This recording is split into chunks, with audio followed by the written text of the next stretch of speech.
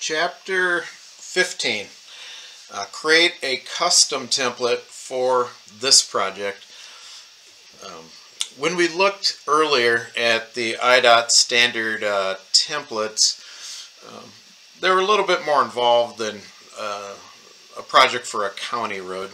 County roads tend to be a little more simplistic, and so what that means is I've got a couple options here for this project. Kind of just depends on what exactly my typical section is going to look like. Most of the time it probably makes sense to modify one because IDOT may have one that was real close, or the more that you work in the software you'll be saving them, and you can import a template from other projects and things like that. So I imagine as time goes on we'll be developing less and less of these custom templates, but if you're going to be modeling, you should definitely know how to modify a template because there's so many unique situations, and there's a high likelihood that you'll be either creating or customizing a template. Okay, so I'm going to minimize that. Let's go ahead and get rid of this template drop in the corridor file.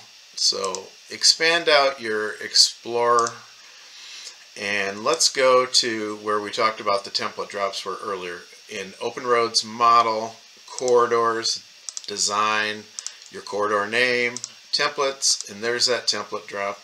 Go ahead and just right click on it, hit delete.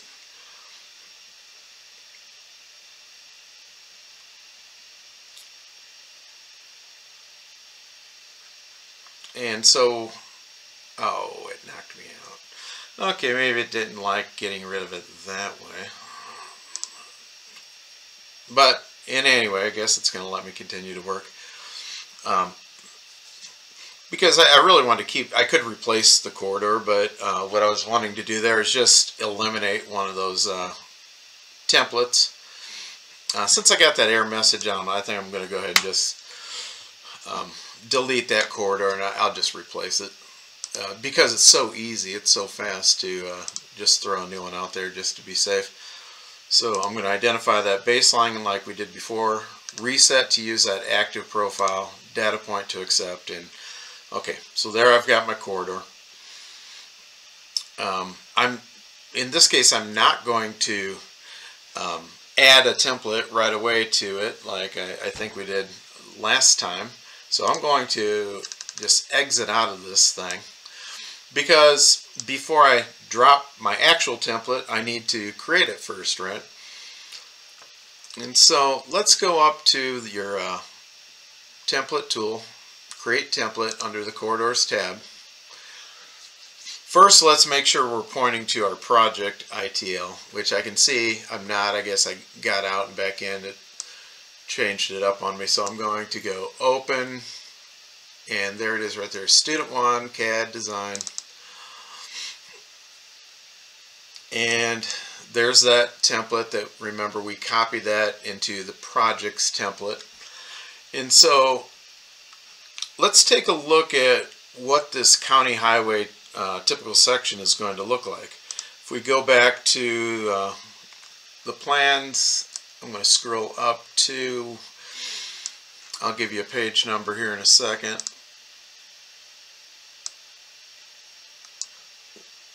Looks like it's page or sheet number 5, maybe. No, actually 6. And so let's just take a look at this typical section that we need to create a template. So our template's going to look just like the typical section. As a matter of fact, I'll show you later maybe another way of creating typical sections. You can actually work the other way. You can create your typical section as a template, use it in your model, and then export out that template to be used for a typical section. So you can work, either way. In any case, let's go ahead and take a look at what we've got here. We've got a base. It's an aggregate base course, 8 inches, and the width is what? It's the width of the pavement, which is 11 feet, and then it actually goes out to the edge of the aggregate shoulder. And so that makes it a total of what, 13 feet on each side, or a total of, I guess, 26 feet wide. So we'll need to remember that 8 inches thick, total of 26 feet wide. We've got, looks like we've got surface and binder, right? So 1.5 inch surface, 2.5 inch binder. The width is 11 feet. We already said we've got an aggregate wedge that is only 2 feet wide, and that's, right on top of that ag base. We've got a 2-foot earth shoulder at a 1 to 10 slope, and then our 4 slopes are 1 to 3, and we'll just go with the standard ditch here. We'll end up changing this, going with the special ditch later, but you got to start off with something. So we'll just go with a standard 2 or 3 foot ditch, a 2-foot ditch bottom, a 1 to 3 to tie into the existing.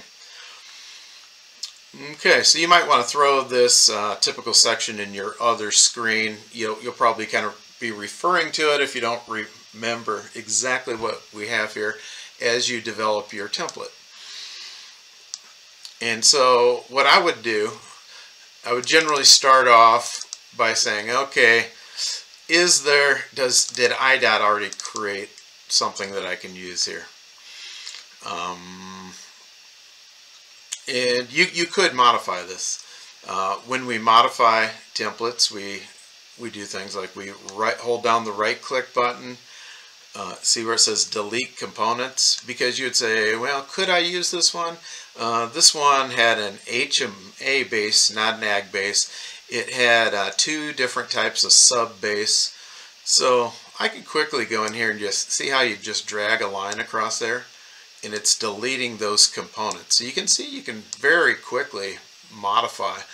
So oftentimes it is very useful to go that route. And then you might go in and look at your pavement and say, okay, surface course, what was the thickness on their surface course?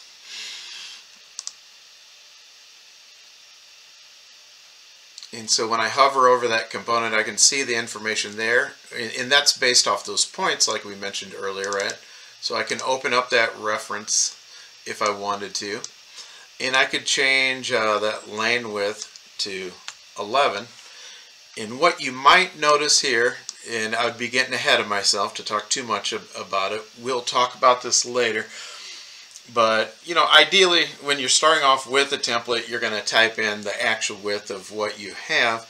But what you're going to find out is that even if there's a template that has a different width and a different slope, if they happen to have set up these labels for that point, does that point have a label? Well, then I can control that point other ways with these parametric constraints, and that's going to be in our Road 2 class. So I don't want to go too crazy with that. Let's learn the foundational things first, and then I'll show you in the next class how you can very quickly make changes in your corridor, even if some of these values aren't exactly the same as your project. Okay, so let's change that to 11, and then our slope is, we had a 2%, not 1/2, I think. And so we'll go ahead and hit apply on that, and you can see the template automatically adjust. And so, you can see that you can modify these templates, and you can see right away how I'm doing that. It's pretty straightforward.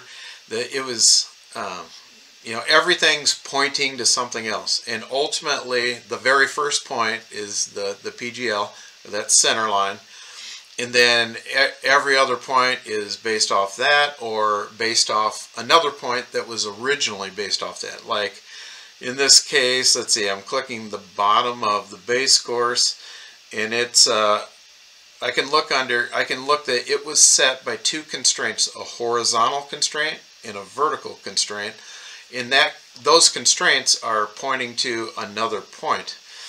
And so what point is it pointing to, because you could have done this many ways, but they pointed to the bottom of the binder, so that then they just key in whatever that thickness is, which it says 0.75, which is what? That's 9 inches, right? But in our case, our base course was 8 inches. So I would come in here and I would change this to 0.67.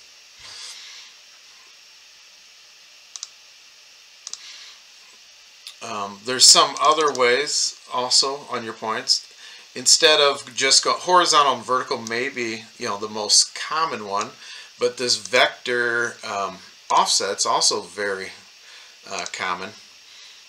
Vector offset here, and the reason why you might want to go that route kind of depends on what's happening.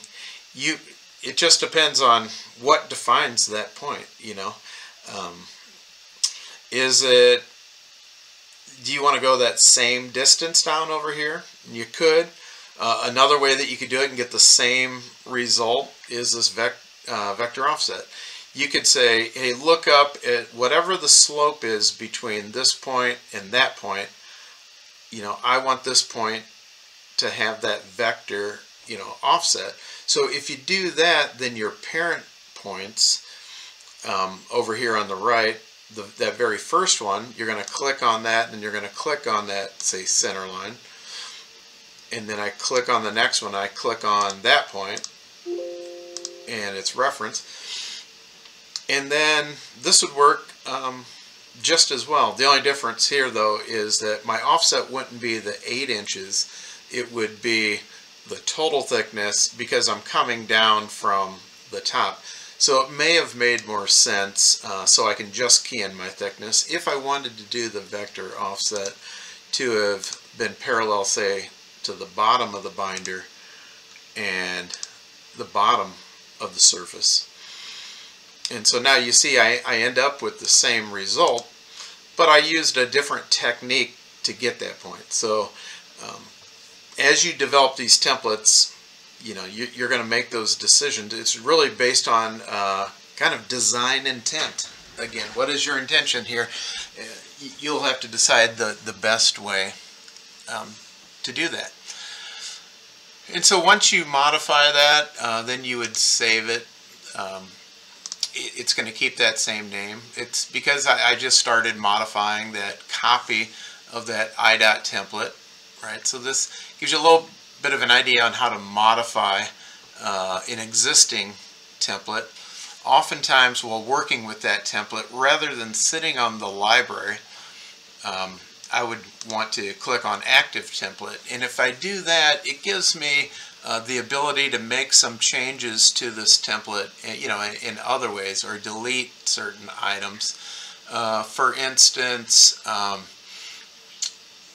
maybe I don't want to call for topsoil, which is, pretty common not to in many cases. Or sometimes you do, sometimes you don't. So I may want to come down here, and I can view all the components that were used, and that topsoil is one component. The topsoil is really separate from the line that makes up the top of the foreslope. So there we go. In order to get to it, though, this way I had to really go through that hierarchy. But now look, when I select it there, see how it highlights. And so I could delete components like I showed you by right-clicking and dragging across a line, or I could even delete it right there. So multiple ways you can do things. Now you do need to be careful when you delete something, which I think I just did there. If it's a child of something else and you delete the parent, then the child would get deleted too. So what you want to do in that case is, sometimes you'll have to think about that. You're like, well, I want to keep the child, but I'm trying to get rid of that parent. Well, if you're going to do that, you first have to grab the child and put it somewhere higher up in the hierarchy above that parent, and then you're able to delete that parent component. So yeah, so that's another way of doing that. Points, you'll see all the points that were used in the template over here. In order to open up that point, I can right click and say edit, or I can rename the point. I can do a lot of the same things over here in this list that I could in in the graphic template. It's really the same thing.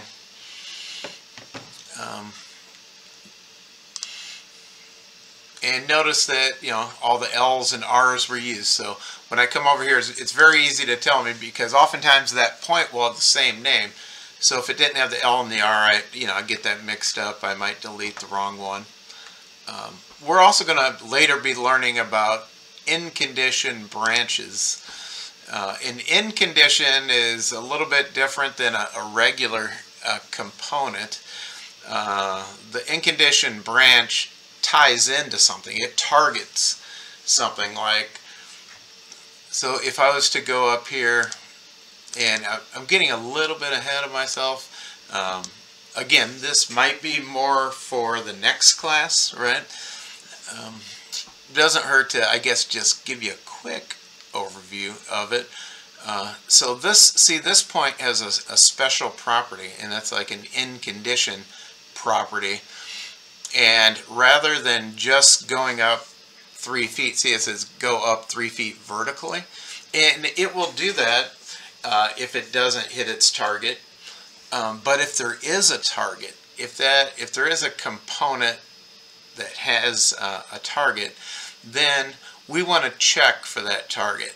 So don't just go 3 foot.